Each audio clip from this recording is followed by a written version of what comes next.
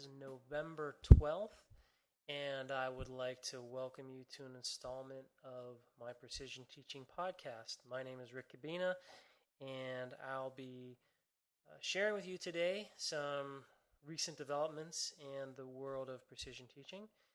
Perhaps the biggest thing to have happened was the conference that just went down in Kansas, and unfortunately I couldn't attend, but from what I understand, it was a wonderfully well done conference, and the one of the significant events that happened was the opening of the Lindsley archives. So Ogden Lindsley, who passed away in 2004, now has a archive of a lot of his work and some of his unpublished things, some of his published things, and just a bunch of very important documents in Kansas. So I hope to visit that one day, and I'm really sorry that I missed the last conference.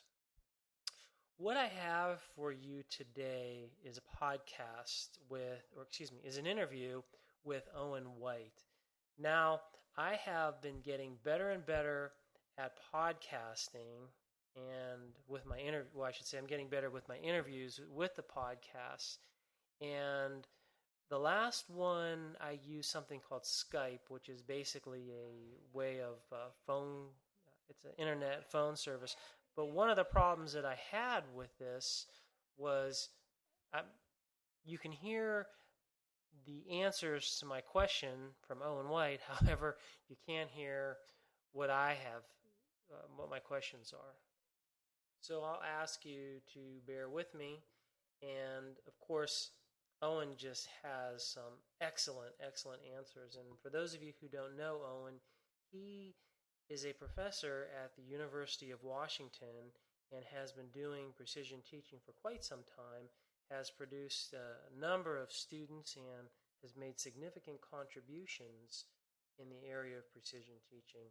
So what I'd like to do is go right into the interview, and if you have any questions or comments or feedback, please share those with me on my website. And here's the interview. My first question that didn't come through, I was asking Owen about his background. So here's Owen answering my question. Well, I ended up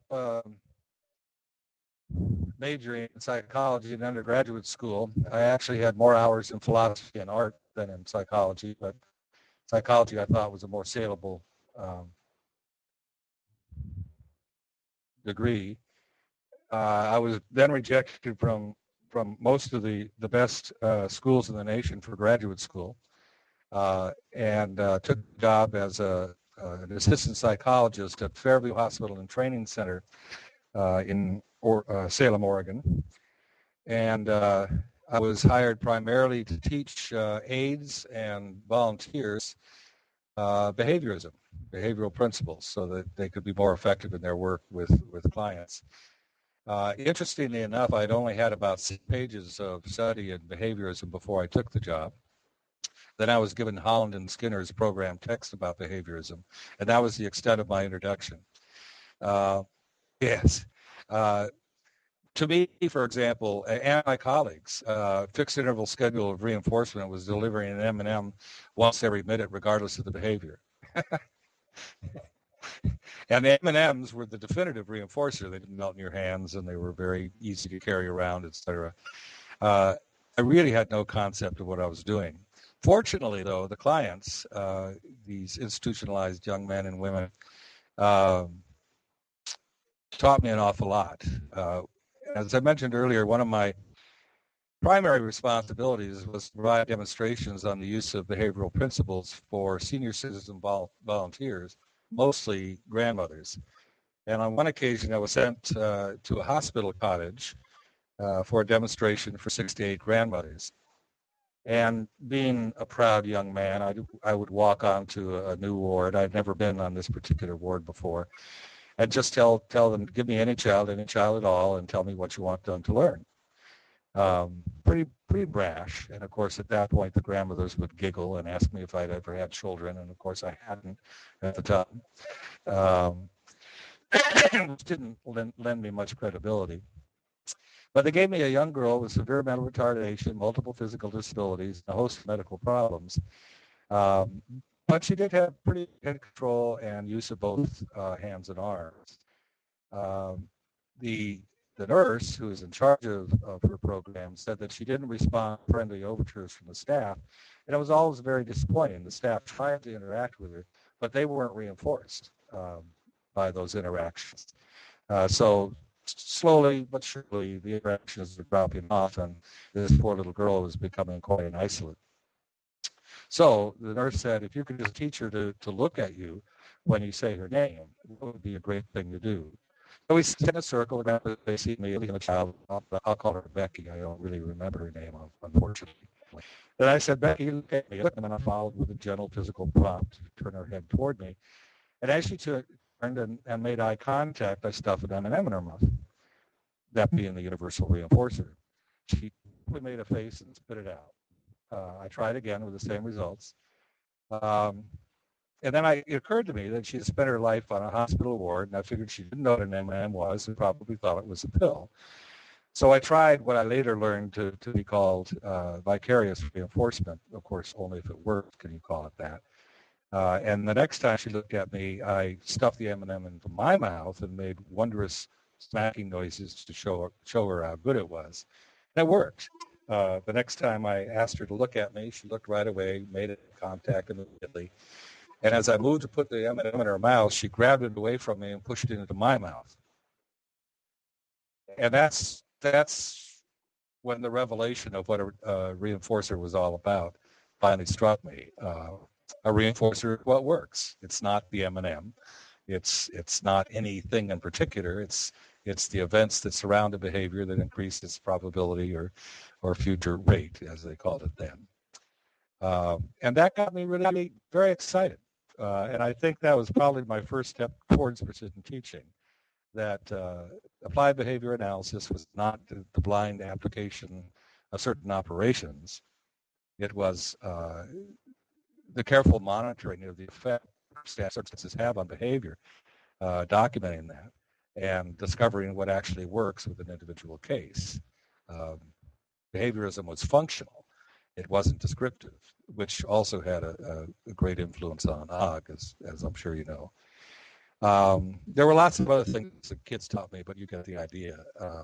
And I think that sort of experience, that is discovering new things, set me up eventually to embrace precision teaching. Now, that summer, I only worked there during one summer. Vic Baldwin, my immediate supervisor. Do you know Vic? Well, he eventually became director of teaching resources in Monmouth, Oregon, very successful program, behaviorally based program. He did not particularly embrace precision teaching. In fact, I never heard precision teaching by this point. And he didn't really know my work all that well, but for some reason he got it into his head that he wanted to prove that he could get me into graduate school, which he did. I applied in August at the University of Oregon and got a research assistantship under Jim Crossan, who became my advisor. You probably haven't heard of Jim Crossan. He didn't stay in the field all that long, but he turned out to be an excellent advisor. He was an early proponent of applied behavior analysis, and he set me up at a pigeon lab, and later to work with trainable mentally retarded children and young adults. It was very strictly Skinner, Jack Michael, Nathaniel Azrin, et cetera, behavioral principles. The emphasis on the principles, not so much on the data collection, even though it was at that point that I became enthralled with, quotes, rate of responding frequency, which of course moved me one step closer to precision teaching, unbeknownst to me. My work in the Pigeon Lab was mostly simple replication of many of Skinner's studies, various schedules of reinforcement, stimulus control, etc. But I became particularly intrigued with the pigeon who didn't follow the rules, and I think that's important, and I want to try to get back to that later when we define precision teaching. But This particular pigeon didn't follow the rules. Rather than peck the key, he'd stand very close to the wall, turn his head so that one eye was very close to the key, which led me to believe that he was visually impaired, and then he'd bang his eye against the key to make a response, rather than peck it with his beak. He was magazine trained, so he knew that the sound of the grain delivery hopper signaled the availability of goodies. But rather than step back and dip his head into the hopper, he tried to angle down without stepping back, and he consistently overbalanced, falling on his tail feathers. More often than not, when he recovered an upright position, the hopper would have been closed. This is frustrating to both the pigeon and myself. One of my colleagues at the time, Martin Wechter, who was also director of a special school, and we decided that he was visually impaired and, quotes, mentally retarded. He just wasn't smart enough to figure out that he had to step back. And then as sort of a premonition of Ogg's Prosthesis of Retarded Behavior, which had been published before then, but I had not read it, we decided to give him a small helmet that would protect his eye when he banged the key, and a sling that would prevent him from falling over on his tail feathers so that he could access the hopper without stepping back. And as soon as he had those two prosthetic devices in place, he came under the control of the various schedules of reinforcement and produced the ratio runs and scallops, et cetera, just like any other pigeon. Another discovery. And this really hooked me into the notion that you really have to look for the exceptions, the things that make individuals individuals, that you can't just count on the blind application of, quotes, principles without carefully evaluating how the individual is responding to those attempts. That really set me down the road for precision teaching, but I still really haven't heard of it. Jim, my advisor, didn't like precision teaching, as it turned out, and I heard nothing about it before our conversation. But we had a new faculty member in the department, Eric Houghton, and Jim thought it would be a good idea for me to scope out the competition, as he put it. So I took Eric's PT course, and in those days, the course really consisted only of a very brief introduction to the notion of standard chart and the is-does language, counting, pinpointing, charting. No discussion of principles of reinforcement, no lectures on the part of Eric about how to go about designing or implementing a successful program. We had only 2 assignments the whole year. Most of the time in class was spent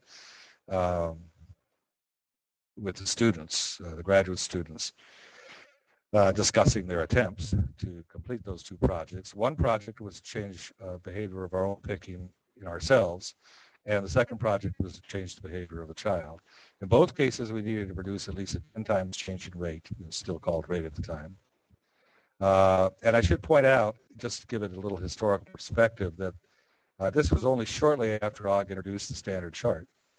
And he had not yet introduced the concept of the record floor. So the charts looked a little, what? Okay. The charts looked a little strange, in other words. Every time the count dipped below what would be the record floor, it shot down to that disjointed little line below the whole chart, which created the false impression that the behavior was the behavior was eliminated, when in fact it was just disappearing below the floor.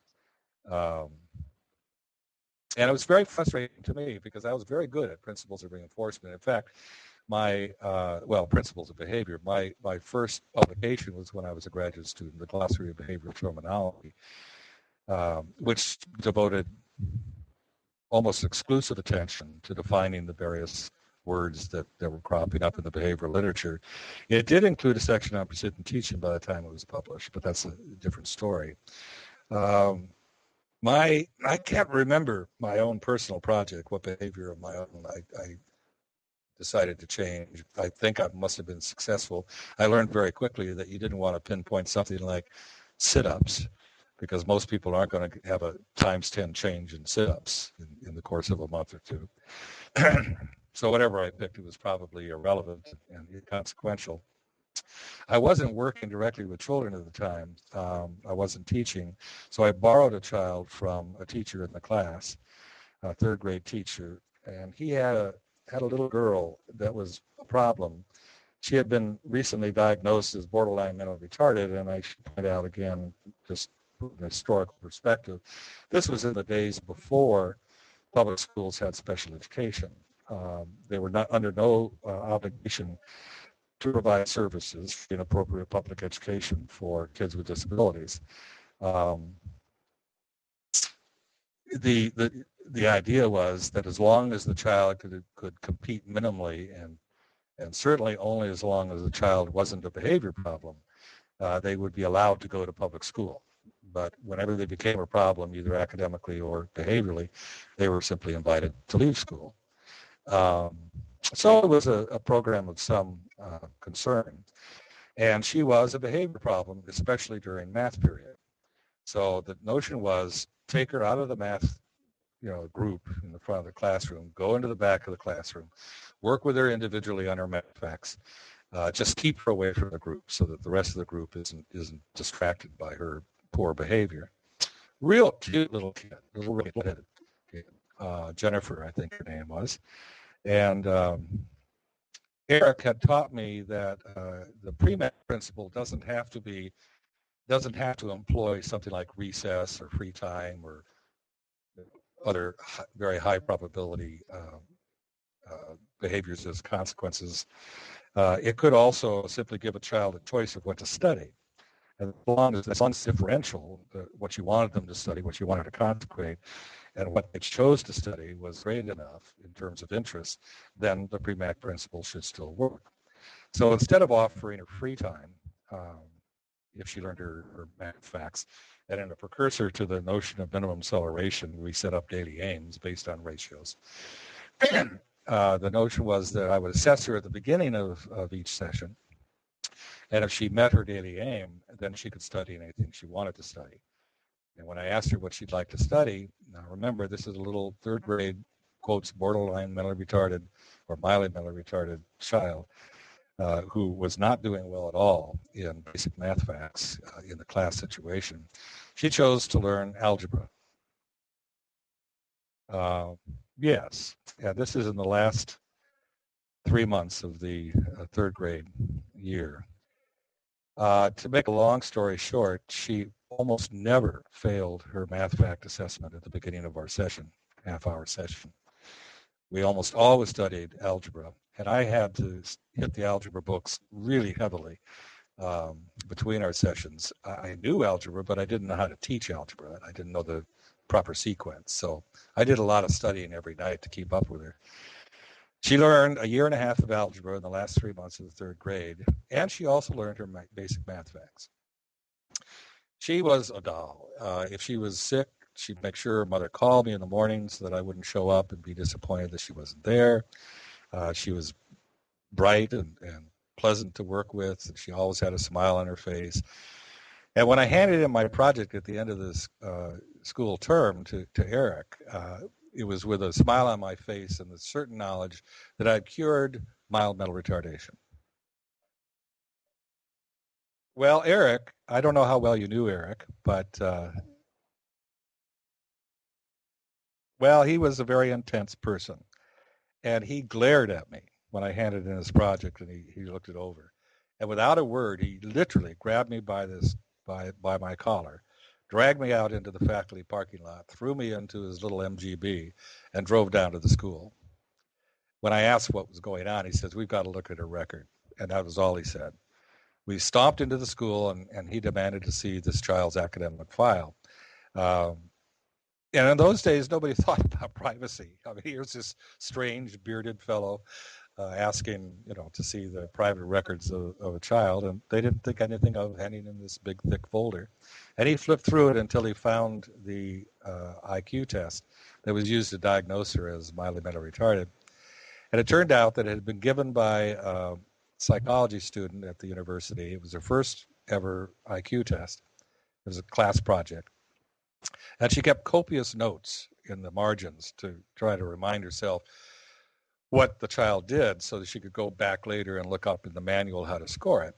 And there were several things that raised Eric's eyebrows, but the one in particular that comes to mind is her response to the question, what is orange? And there are two possible, quotes, correct answers. One is it's a fruit, and the other is it's a color. And any other answer is supposed to be scored as incorrect. That was the beginning of my disenchantment with IQ tests. But in a margin next to that question, for which she got 0 credit, the tester had written in quotation marks, and I don't remember the number, so I'll just make up a number, but it says something like 32,000 HURTS, and then end quote, and then a comment, is she in pain? Now, tell me what she was saying, bubble gum Tate. What was she doing? Yes? Yes. She was giving the frequency of the color orange in the light spectrum. And like I say, I don't remember the number, so don't rely on that. But it was, it just went right over the tester's head, that this girl was giving an extremely advanced, answer to that question. And that's why Eric was mad at me. He said, she's not mildly mentally retarded. That should have been the first thing that hit me when we started to study algebra. And yet I had been complacent to just think that I had found the magic button for this child, and never really looked further. And they chuckled, and they said, well, we knew she wasn't mentally retarded, but they believed in the melting pot of the system, and they didn't want to put her in a special school and, for the gifted. And again, in those days, there weren't really any kind of gifted programs in the public schools to speak of anyway. And they had decided to leave her there as long as she could cope, and whenever things really hit the fan, they would find the money to put her in a special school for the gifted. That time hadn't come, and in the course of our conversations, her mother had a revelation. And she decided that as long as Jennifer had been asked to do math facts, it was just too boring for words. And her father, who was an engineer, didn't take any interest in it. But when she started coming home with algebra, her father took a real interest, and they spent 20 to 30 minutes a night going over her algebra. So it turns out that probably Jennifer was just using it as a contingency, getting more attention from her father. Very, very bright, very cute, very wonderful child. I often wondered whatever happened to her. That, again, it was one of those discovery things. I learned something about individuals because of the data, because I wasn't demanding that they respond to preset, formulaic, quotes, principles of behavior, and my interpretation of those principles. I was learning to quotes, trust the learner to guide me to find the things that really worked. And that was my first experience within the context of precision teaching, and I was hooked. As sort of a postscript to that introduction, I might say that we got another faculty member, this time in psychology, Bill Shepard, who hasn't published very much over the years, but he was one of the last classically trained behaviorists. That is to say, he was passed around from person to person, Skinner to Bijou to Baer to, during the course of his undergraduate career. And got a very nice contract as an assistant professor at the University of Oregon, contingent in part on his putting on a behavioral conference. And it was a very impressive conference. Literally every major behaviorist in the world attended that conference. Skinner, Lovaas, Bijou, Baer, Wolf, Risley, you name it, they were there. And Ogden. And that was the first time I met Ogden. By then I had really studied and embraced and used precision teaching quite a lot. I was working more with people now and less with pigeons. And during the course of the conference, part of the reason why I spent a lot of time with Ogden was that Ogden wanted to debate Skinner on the future of behaviorism. Skinner was reluctant to do so, but finally agreed. And they put me up in a motel room with the editor of Psychology Today, who was going to moderate the debate. And I'm embarrassed to say I can't remember her name. It was Mary something something. I'm sure you could look at Psychology Today and figure out who it was at the time. But we spent all night going over both Skinner's history and perception of behaviorism and Ogden's perception of behaviorism. I was the only person on campus basically that had studied both in some depth. I should point out, this is an aside, but as a reward, for a while there, I had a research assistantship in education and a teaching assistantship in psychology, which really put me on Fat City as far as income for a graduate student went. And I was a teaching assistant for this fellow Bill Shepard, who put on the conference, and as a reward for my work, he appointed me Skinner's chauffeur for the week of the conference, which was really interesting. I went out to the airport, which is a very small building, especially at the time, a bit outside of Eugene, Oregon, on just a country road, no freeways in those days. And when I picked up Skinner, at first I was disappointed because I was expecting something, mental image of this giant of a man, and of course, a very slender, kind of hunched, withered person came off the plane.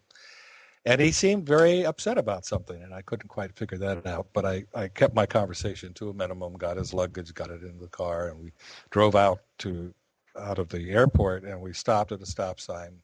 And he said, "Which way is town?" And I pointed right. And he said, "What happens if we go the other way?" And I said, "Well, eventually we hit the ocean." He said, "Let's go that way." So we drive out. We're up in the mountains, not quite over the hump to the ocean yet. And we come to a wide spot in the road in a fairly dense forest area. And he said, "Please stop the car." And I stopped the car, and he announced that he was going to go take a walk. Well, he was probably gone about 10 minutes, but to me it was like 8 hours, and I kept going over in my head. They gave me a simple job: go to the airport, pick up Skinner, take him to his motel, and you lose him. How can I go back and say I've lost B.F. Skinner? Well, he finally came back and apologized very graciously, and he said that on his way out to the conference, he made one stop at a university that had a school. And as far as he knew, it was the first school to truly embrace behavioral principles and data collection and analysis and whatnot. And he was just really interested in seeing that in action. And he had made an agreement with the director of the school that there would be no graduate seminars, no press conferences, no cocktail parties. All he wanted to do was sit in the back of the classrooms and see what was going on. Well, when he got there, it was nothing but press conferences and cocktail parties and graduate seminars. He never got into a classroom, and he was really pissed. and I got the brunt of that. I mean, he was gracious and explained problems, and was very nice after that. But many years later, when I moved to the University of Washington at the urging of Norris Herring, I discovered it was the experimental education unit, of which Norris was director, that did that to Skinner. Yeah. Well, that sort of fits with Norris. Anyway, about the only other interesting thing about that was that Skinner was very interested in precision teaching, but he was of the opinion that it would be a bad idea, and he eventually backed out of the debate, to, quotes, air disagreement in public. He knew that Ogden was indeed embracing the two fundamental aspects of behaviorism that Skinner himself held dear. I'm sure you've heard the story that once upon a time, and probably several times, when Skinner was asked what he considered to be his greatest contributions to psychology and education, he responded, rate as a universal measure of learning, and the cumulative recorder as a standard way of interpreting those data. And when pressed further, he said, well, those are the fundamental tools of the behaviorist. And given better tools, things like principles of reinforcement, stimulus control, et cetera, just sort of drop out. I mean, they come, they're easy to find if you've got the right tools. So even though he was reasonably proud of his work in schedules of reinforcement, et cetera, he attributed it solely to the development of better tools for the study of behavior. And he knew that Ogden had embraced those two principles when he moved into the public schools and developed a standard chart and utilized at first rate, which he later relabeled frequency, to study behavior. And the idea that you should look at the individual rather than immediately embrace, quotes, the principles of behavior was very strong in those early years. That the principles, even if discovered by precision teaching, were really just the droppings of a science. The science was in the way you pinpointed things, measured them, and evaluated them in a standard format. So there was no debate. The only other interesting thing that happened in that conference is that the head of the psychology department at the time, whose name I can't recall, but it was something like Dr. Death. Seriously, it was like Dr. Morbid or something. I don't really recall, but I'll call him Dr. Death. It was anti-behavioral. He just could not stand behaviorism. So he systematically avoided all of the sessions of the conference, and nobody missed him. But very late in the conference, a cocktail party was given for Skinner, despite his annoyance at cocktail parties. And I was sitting on the couch watching the God Skinner move around, and in walks Dr. Death. First time he had showed up at any of the functions. And he started talking with Skinner, and it became very obvious very early that he didn't have an idea who he was talking to. And Skinner should have introduced himself, but didn't. He just sort of avoided it. And after several minutes of conversation, Dr. Death asked Skinner, whom he has not yet identified, he says, I have to assume that you're a behaviorist because you're at this function. Would you consider yourself a Skinnerian? To which Skinner replied, well, I don't really believe in labeling a body of knowledge with a person's name, but I suppose if there is such a thing as a Skinnerian, I'm it. At which point the hostess at the party came over and took Skinner away to meet somebody else. And this is the truth.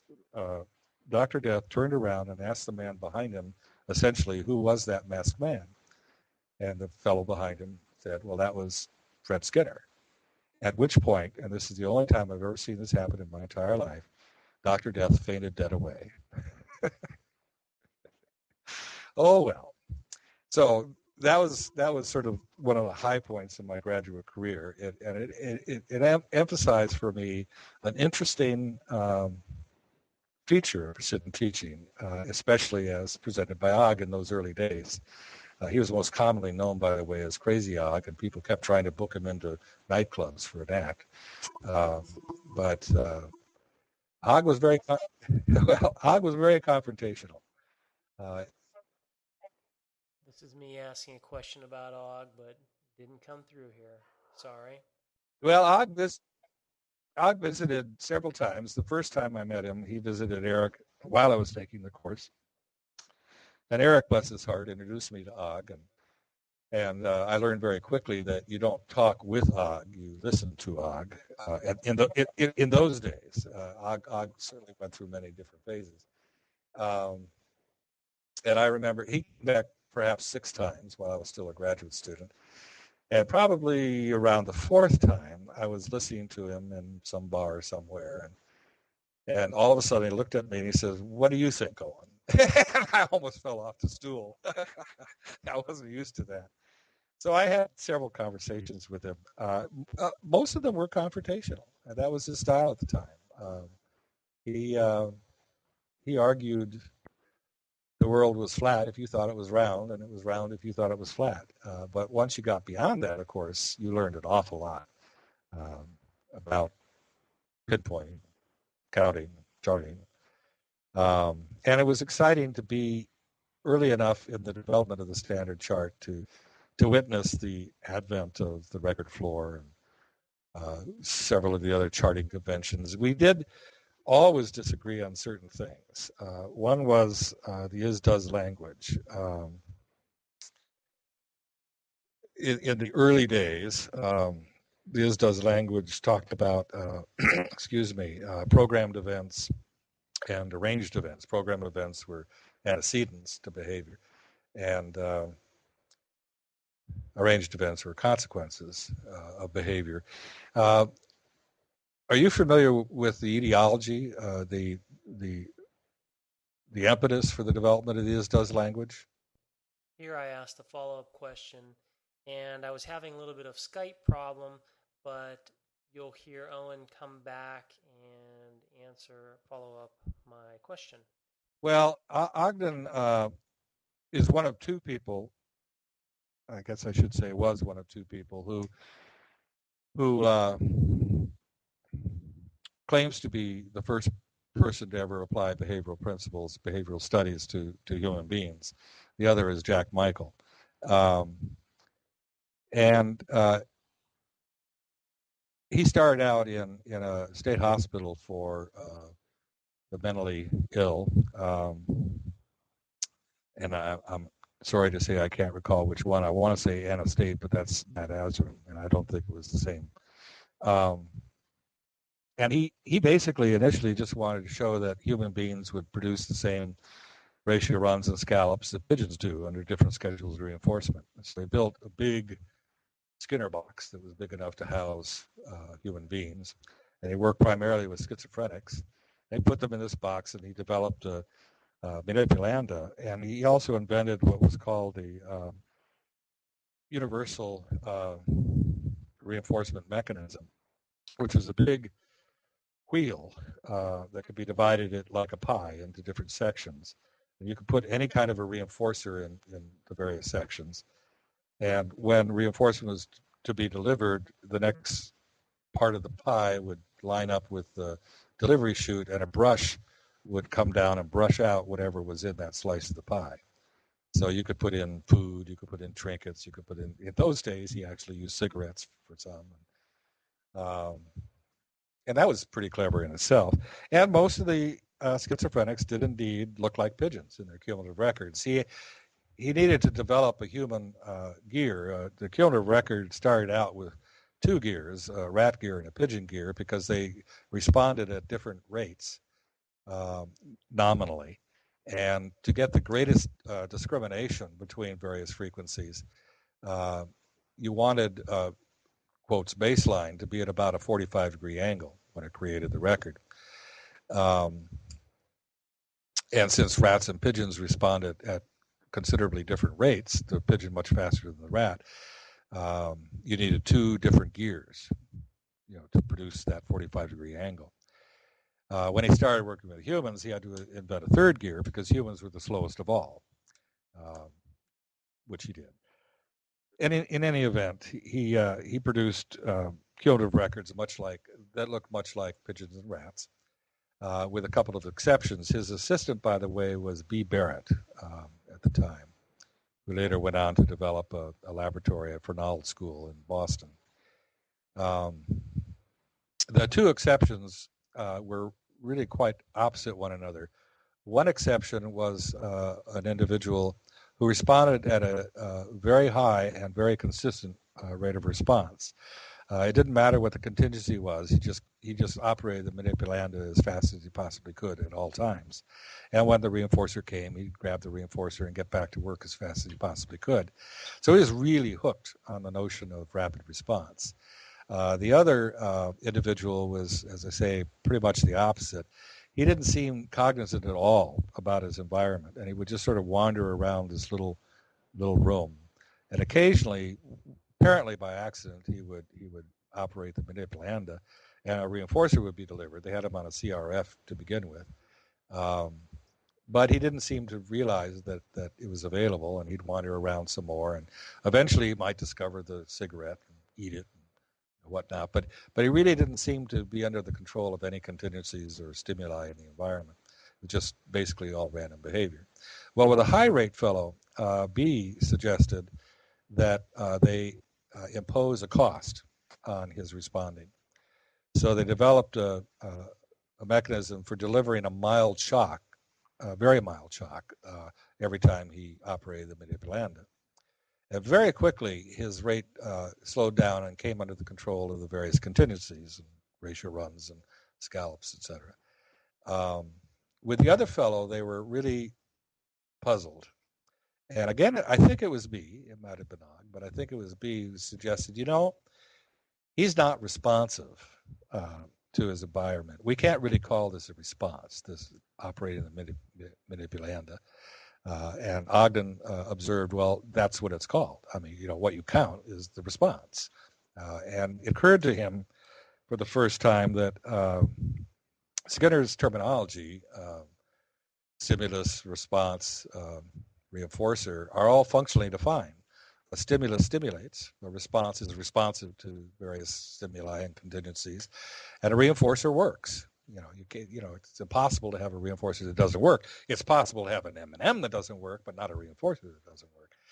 And that's when he came up with the notion of the is plan, something that's purely descriptive before you know that they have actual functional value in the behavioral equation. So the response became a movement cycle.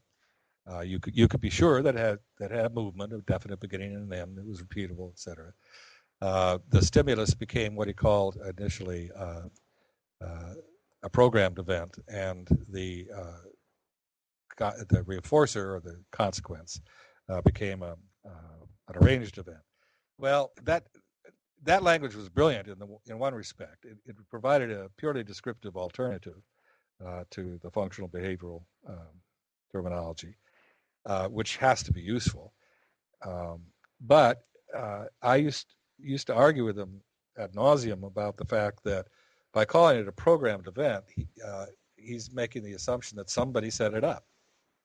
By calling it an arranged event, you're making the assumption that somebody set it up, that there is a real contingency between the behavior and the consequence. So superstitious behavior can't exist, because superstitious behavior is something that's reinforced by an accident.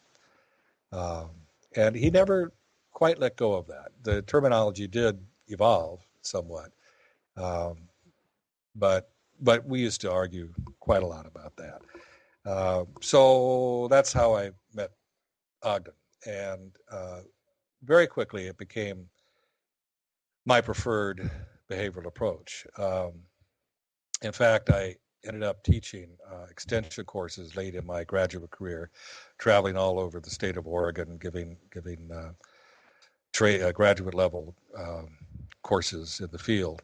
And I had adopted Eric's and Og's approach to teaching precision teaching, namely teach them how to pinpoint, count, and chart, but don't ever offer advice about how they should go about changing the behavior.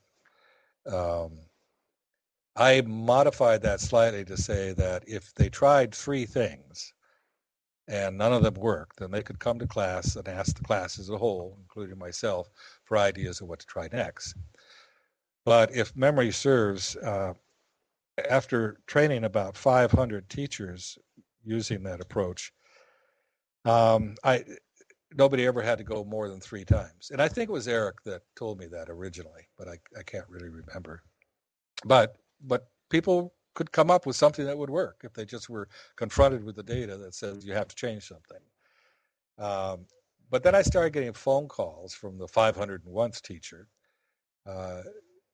saying, at my next class, these were taught once a week, and this happened to be in Grants Pass, Oregon, that she was going to be the first teacher that needed help. And so I better start thinking. And I was familiar with her programs, and she tried.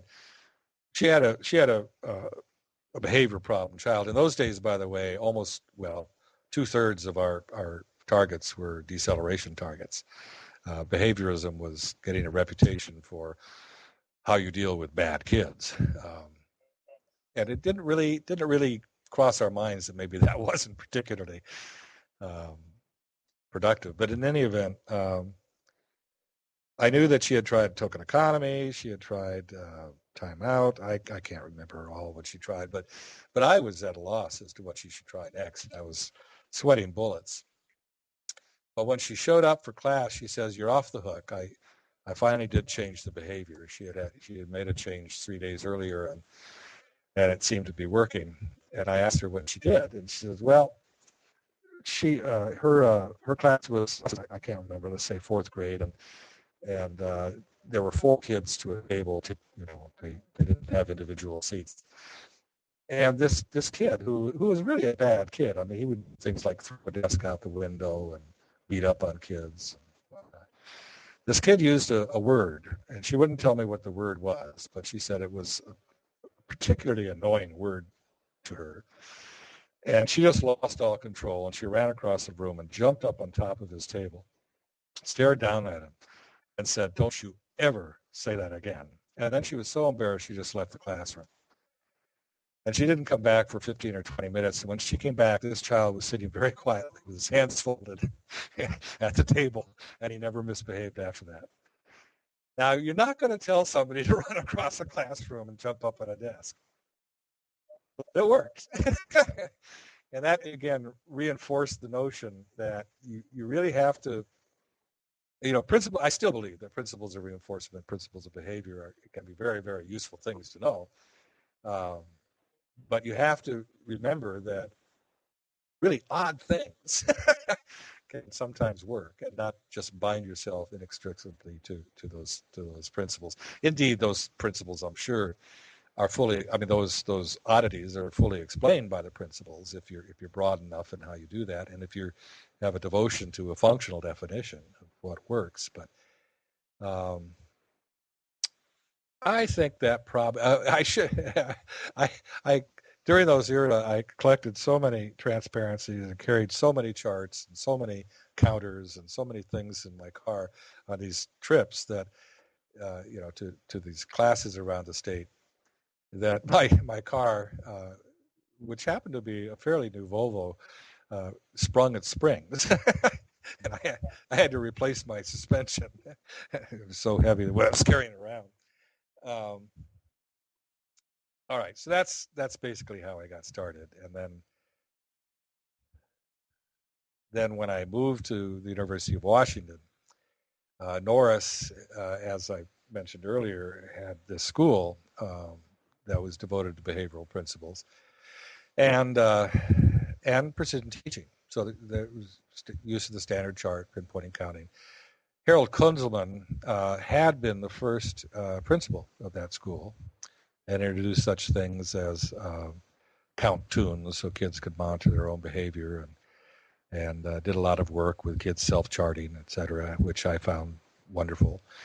At the time, he was one of the associate or assistant superintendents of public instruction in the state, and he was engaged in trying to develop a screening mechanism for learning disabilities based on the standard chart. He made a strategic error in announcing that once they identified the relevant pinpoints and cutoff points, et cetera, he was going to push to mandate precision teaching throughout the state. And that caused a real backlash with teachers' union. So severe that for 8, 10, 12 years, the Seattle contract explicitly stated that the district could not mandate precision teaching. Those were rather dark days. There was still a lot of precision teaching in the state, but it did set us back a while. Happy to say that's over. that precision teaching is alive and well in the state of Washington and growing modestly, but still growing from year to year. So that's how I got involved in precision teaching. This is another area where I asked Owen a brilliant question, but thanks to technology, you don't get to hear it. But at any rate, I'm going to speed up and cut the tape so you can listen to Owen's response. No, it's not. And I'm sure a bunch of other people go over it, but at least I'm sure a bunch of other people say, this is just one format. It's important for you. Well, and it's changed. I mean, now, for example, the work of Jack Michael, which dates back to the early '60s. Um, you know, I don't know how much of the stuff you read, but Jack Michael in the 1960s was saying um, there isn't anything that you can label, no matter how much data you have, as a reinforcer. That the reinforcing value of things depends on the total situation. So an M&M could be a reinforcer, but if the kid's already got 1,000 M&Ms on his desk, it's not going to be much of a reinforcer. If he's gets one or two M&Ms a day, then it might be a very powerful reinforcer. That he didn't call it in the 1960s this, but Right here, we have another delay in the tape. Our Skype call, for some reason, got interrupted, but I'm going to push this to the point where we reconnect and Owen continues with his answer. okay. I was saying that, Jack Michael's establishing operations is something after my heart. An M&M can be a reinforcer. You can collect data that says it is reinforcing, but if the kid's got 1,000 M&Ms on his desk already, another M&M is not likely to do much. So it's not just the thing. And Jack basically made a very clear argument that you really shouldn't talk about reinforcers. You should talk about reinforcing circumstances. And part of the circumstance are what he ended up many years later calling establishing operations. I still, which I think is very important, and I've added that to my IS plan, if you will. But it still bothers me a little bit to call it an establishing operation because it implies that somebody purposely did that it can't be an accident of nature. And it can be an accident of nature and have exactly the same functional impact. So I tend to call them setting events or setting conditions instead of establishing operations. But it's the same basic thing. But going back to your point, I don't think most people are using the IS-DOES plan. I still present it in class as part of one lecture. But I say, you can call these things almost anything you want. It's important to look at things that happen before, during, after, throughout, things that should happen earlier, like good night's sleep, the kids satiated or not satiated with respect to the thing. Maybe he needs to go to recess before math period, or maybe he needs recess after math period. So you have to consider all those things. But if you want to call them something else or use a different form, I don't care, as long as you consider those things. But yes, you're right. Og and I never agreed on the words to use, and I think it just sort of dropped out. I'm not going to say it's because Og and I disagreed, but I think. Okay, this is another instance where I ask a question as Owen is speaking, and it doesn't show up very well. So here is Owen's response to the comments that I interjected while he was talking. Well, I think Og and I did agree very strongly. I mean, I learned from Og very strongly what he believed and what I believe now is precision teaching. It is a set of tools for analyzing behavioral outcomes and influences.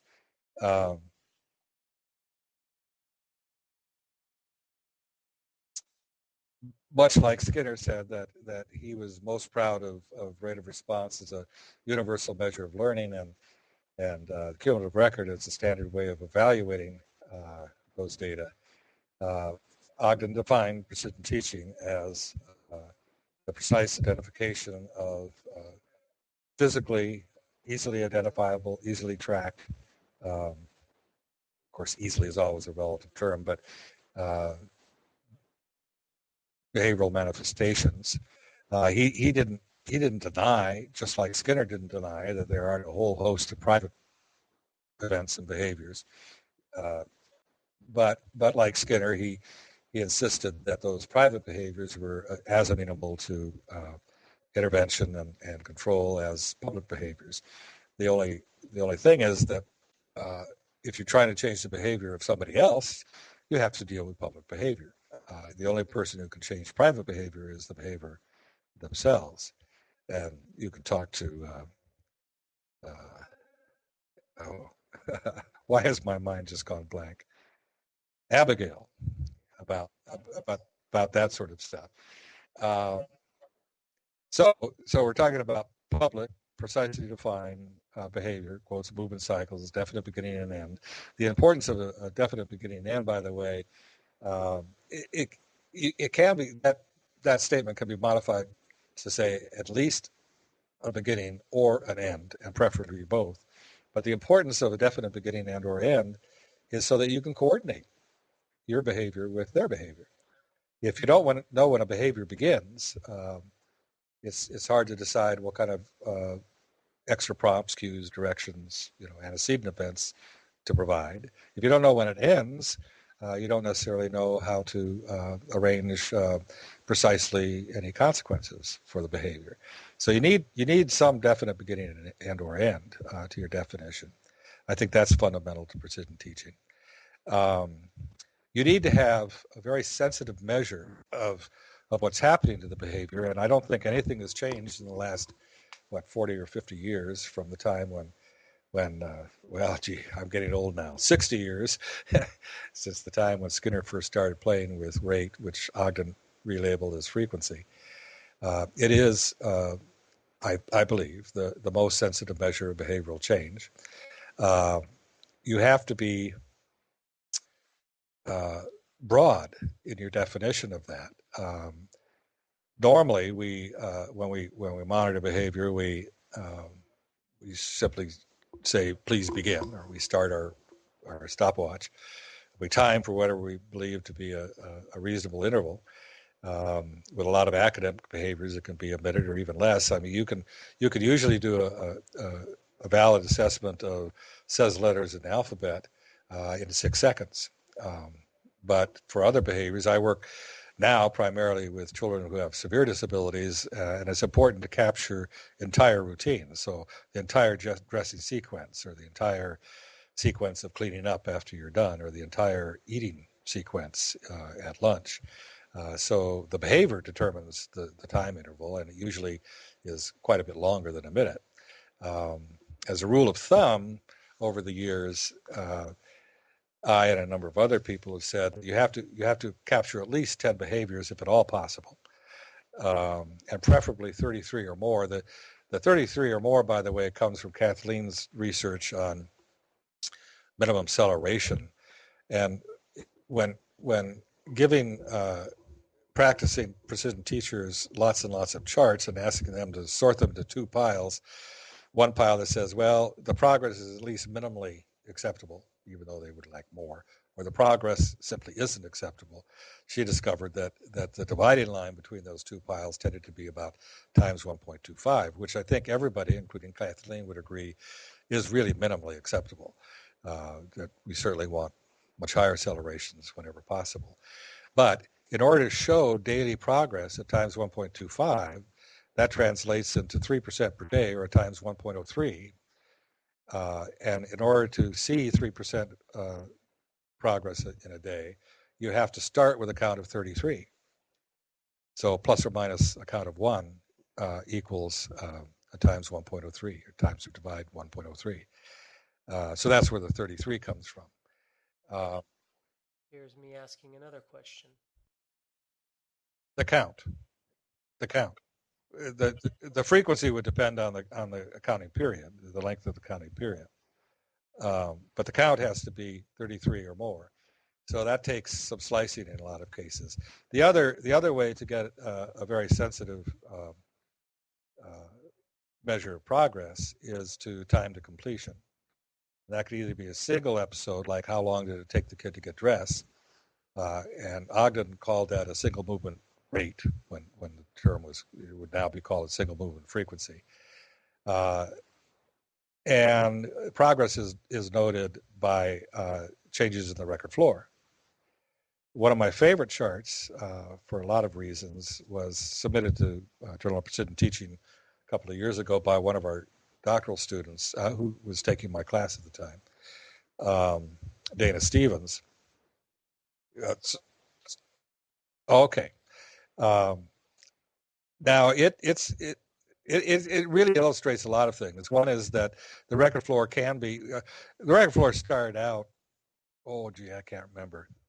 Um, let's say 0.3, so 3 minutes to complete the task, and it ended up. Her aim was 2. In other words, he should be able to complete the task of getting the codon in about 30 seconds.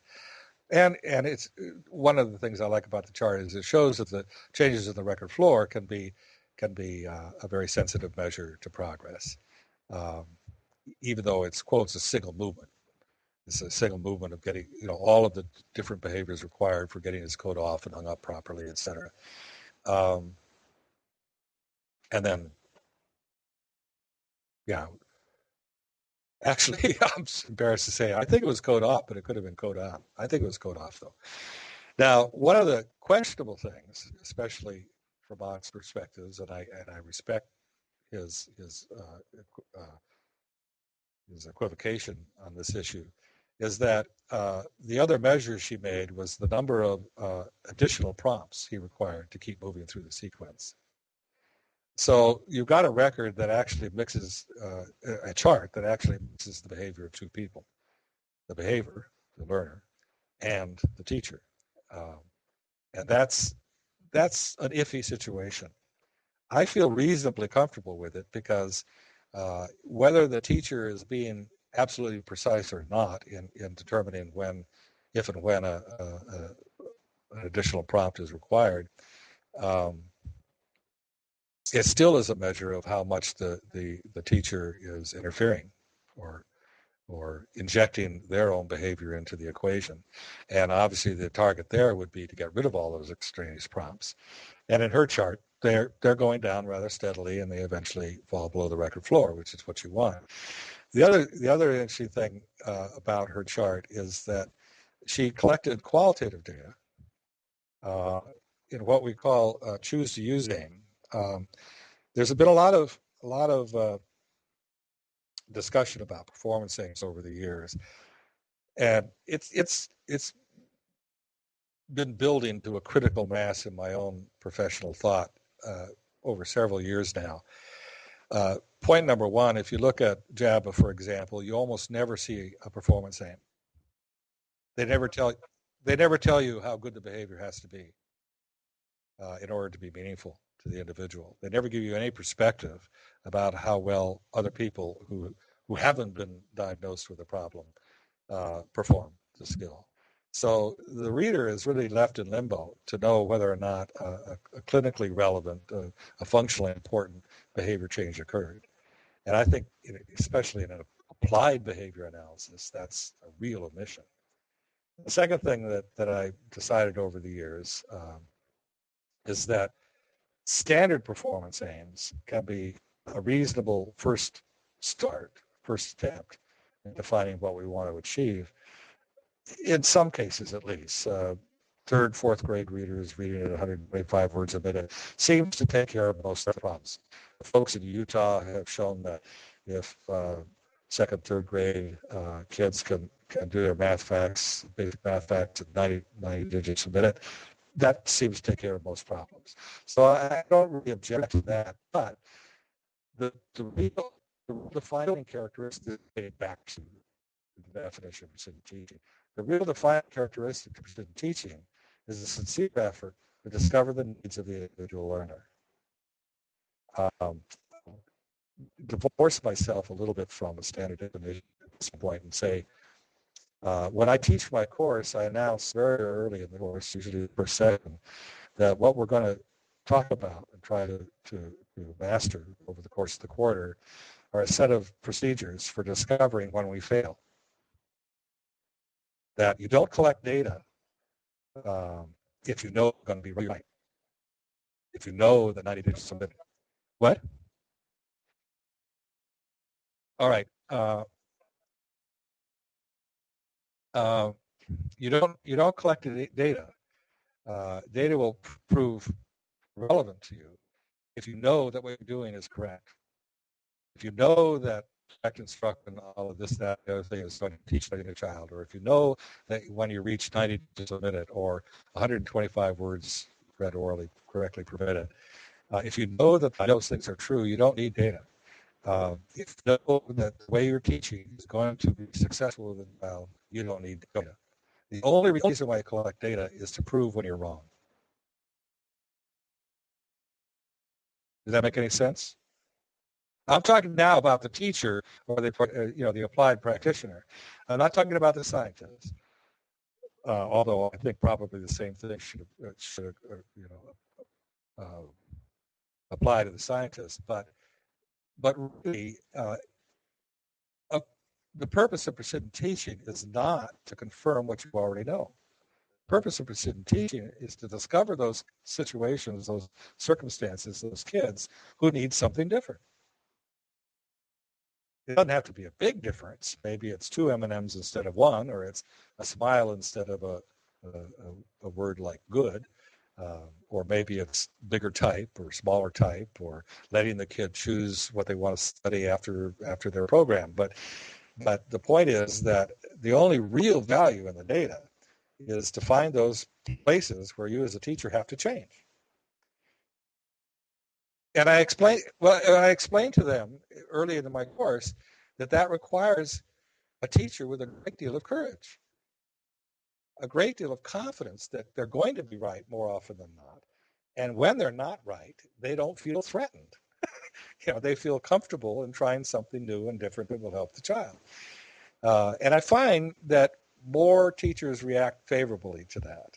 In fact, I tell them, if you're not going to use the data to find ways of improving your instruction, which means a willingness to change, a willingness to show yourself less than as capable with the child as you want to be. If you're not willing to use the data, or if somebody else is not willing to say how they're going to use the data, then don't collect the data. It's a waste of time. So part of my definition of precision teaching is a crusade to find things we need to change. Now, that doesn't mean that the child isn't growing. You could just simply be dissatisfied with the rate of growth, rate of progress. And really good teachers, precision teachers in particular, should always be striving to improve what even appears to be a good situation. But that does take courage, and it's best, in my opinion, it's best to get that out in the open early, and that those who are threatened by that just don't bother. Spend as much time as you can doing other stuff that you feel good about. So that's part of my definition, and that it goes back to all of my earlier examples about the little girl that was supposedly mildly mentally retarded. It was exciting to discover that wasn't true, and to find a really simple thing, just what do you want to study, that would solve the problem and allow the child to progress into to realms that I, as a quotes professional teacher, would never have thought of on my own. The child taught me that. The child in the hospital ward taught me what reinforcement was really about, and a very large part of precision teaching to me is that voyage of discovery. It's not the voyage of confirmation. It's not setting sail from England and ending up in New York by following a pre-planned course of action. It's the discovery that there's a hurricane in the south and it's creating changes in the currents and the winds and whatnot, and I have to make adjustments in my course. That's the reason why we pay navigators lots of money. Not lots of money, just simply follow a predetermined course that somebody else invented 2,000 years ago. All right. So precision teaching is a set of tools, just like Skinner introduced into psychology originally, that have been adapted for use in the quotes real world, especially originally anyway, in the classroom, that allow you to discover when things aren't going the way that you want them to go, so that you can make timely and decisions about program changes, and then evaluate the effects of those changes so that you keep, in Ogden's terminology, try again until you find something that actually works. That's precision teaching to me. The other stuff, all of the discussions about fluency, um, for example, are sort of the droppings of precision teaching. Precision teaching will lead to the identification of generally more effective strategies. And of course, we have to pay attention to those things. Precision teaching can validate direct instruction as a general course of curriculum development and application. Precision teaching can validate the notions of certain standard frequencies like 90 just a minute or 125 words per minute as a generally good place to start. Precision teaching can validate a lot of general strategies, but the real purpose of precision teaching is to discover when it's not working. And that takes courage. It's no wonder to me that unfortunately, most teachers don't like precision teaching. It takes courage. It takes some imagination um, to apply it and to use it the way I think it could be used. And I might as well say at this point that a lot of the discussions on standard or listserv I find a little disquieting because people fall into what I consider the trap of using teaching data in a confirmatory mode to confirm that a particular procedure is the procedure you use. I don't object to that as long as they also emphasize the need to continue to look, not only for the kids that that particular procedure doesn't work for, but also alternate procedures that might work even better. But it does bother me when people announce that this particular math fact sheet or this particular strategy for practicing reading or this notion of fluency being automatically related to retention and application, et cetera. When they use the precision teaching data, it's simply say, do this without the qualifier and collect data to find out when it doesn't work. And one of your questions coming up is how do I use precision teaching? One of the ways I've tried to use it, and I must admit that I fail a great deal of the time, is to force myself to practice what I preach. So when I'm committed, for example, to the notion of phases of learning and learning hierarchies and functional performance aims and fluency in no small part. And I talk about those things in my course at the college. But it occurred to me, if I'm really going to practice what I preach, after I've shown 8 or 9 charts that illustrate that this particular response at this particular point in the learning hierarchy has a high probability of success, I have to show them a chart where it didn't work. I have to emphasize to them that there's still a value in the chart, not just to confirm what you firmly believe will work, but to discover the times when it's not working and to urge you to find alternatives. And I'm not always good at that. I do indeed have charts that show that it fails, but I don't always remember to put them up. So that's a self project that's ongoing. That's a long and involved process. But to me, to sum it all up, is that precision teaching is the application of a certain set of sensitive tools for the collection and interpretation, analysis of information about learning or behavior change in the broadest sense. That the appropriate application of those tools isn't just for confirmation, but rather for the discovery of cases where we do need to do something differently.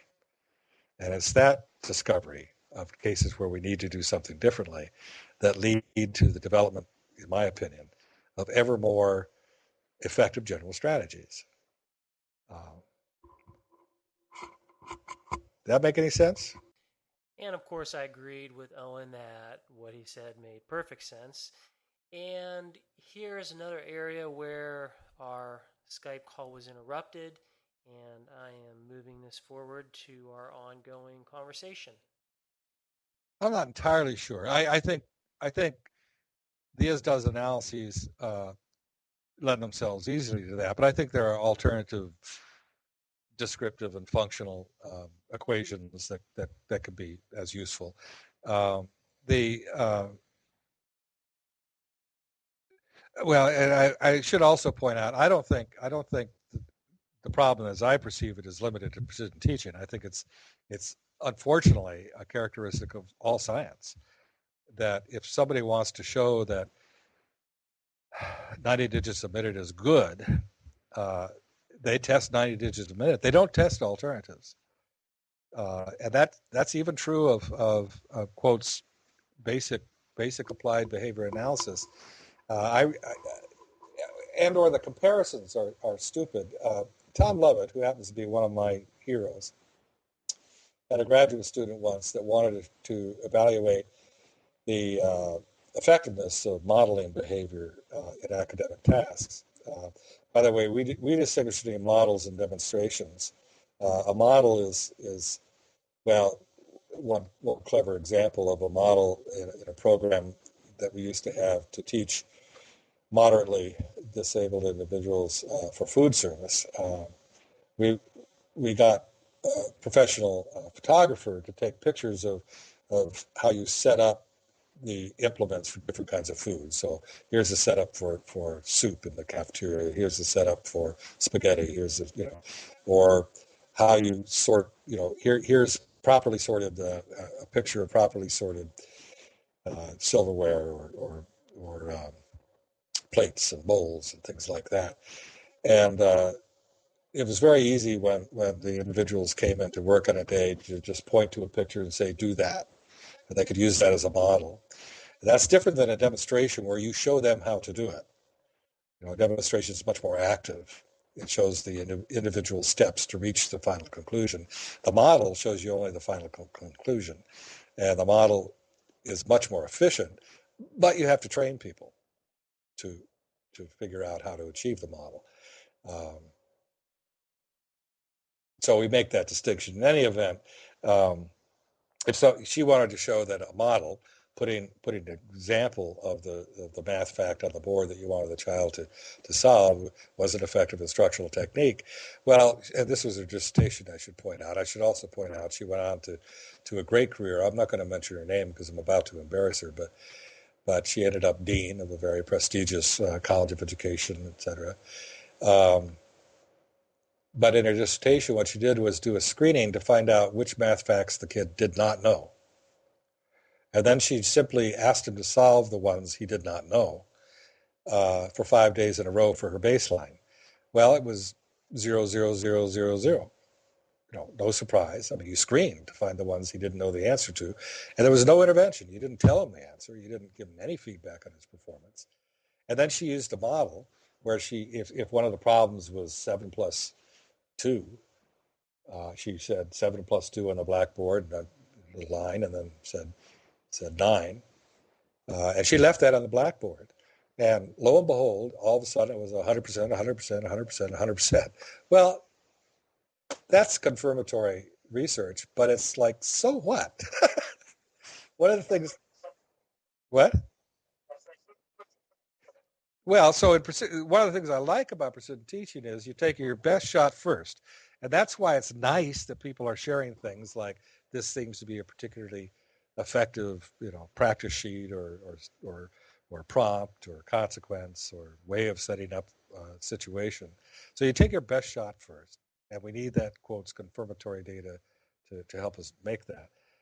And if it doesn't work, that's your baseline. You don't set out to get a baseline. And of course, a baseline should never be nothing. It should be whatever the reasonable alternative is.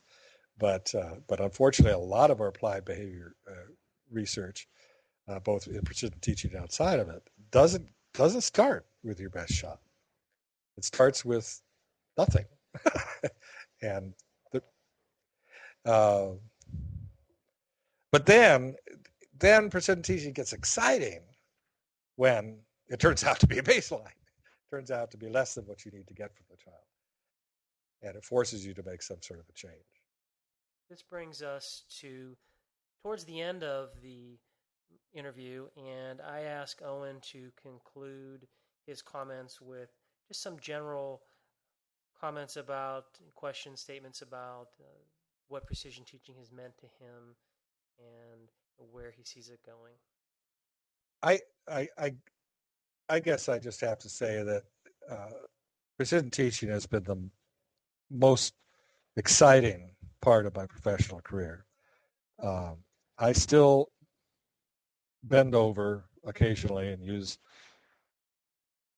percent data or a non-standard chart if I believe that it'll have a functional impact on the audience that I'm trying to reach. And in that case, I'm not particularly pure.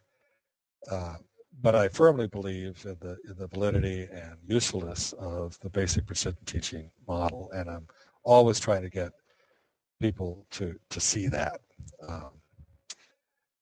I'm also awed by the dedication and brilliance of so many people associated with precision teaching and their contributions on the listserv, et cetera.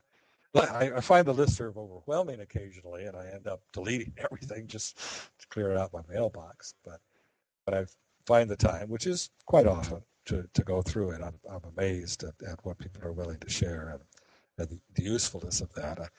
I hope that precision teaching becomes more accepted in the mainstream, but that also raises a few fears. When things become accepted in the mainstream, they also tend to become bastardized. And people lose sight. Well, let me give you an example. There was something, could have been on the listserv, or it could have been it's probably on the listserv for teaching behavior analysis. I don't recall, but somebody defined precision teaching as giving 1-minute practices. And that's really common in academics, but that's not precision teaching. And that depresses me. And the more we get into the mainstream, the more that sort of misperception is likely to grip it. It happened with behaviorism in general. When I moved up to the experimental education unit in 1972, timeout was in great disrepute. Well, when you went into and because it was being rejected by so many people, a lot of people were rejecting behavior analysis altogether. Well, when you looked at the programs that people were complaining about, it wasn't timeout; it was incarceration, and it was even incarceration in the experimental education unit, which was terrible. If a kid misbehaved early in the school day, they were put in this special room that had a little observation thing that you could see what the kid was doing. And very often they were left in there all day. Well, that's not timeout. And so it concerns me that as we move into the mainstream that the same sort of thing will happen, and it already has happened in so much of what we do. Like precision teaching is a 1-minute sample.